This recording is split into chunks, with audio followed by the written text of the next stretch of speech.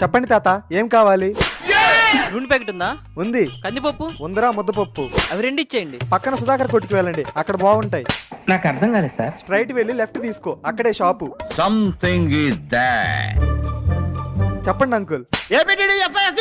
గోధుమ పిండి ఇవ్వండి. ఇక్కడ వద్దులే అంకుల్, పక్కన సుధాకర్ షాప్ లో కొనండి. అక్కడ కొంటే చపాతీ పిండితో గారెలు కూడా చేసుకోవచ్చు. పిక్చర్ల గురించి వెంటనే కానీ లైవ్ లో ఇదే చూడటం. అన్నా ఈ ఫోన్ రీఛార్జ్ అయ్యి సుధాకర్ షాప్ లో చేయించు. వెళ్ళి సుధాకర్ సంఖ్య నాకు ప్రతిసారి సుధాకర్ అంటావు.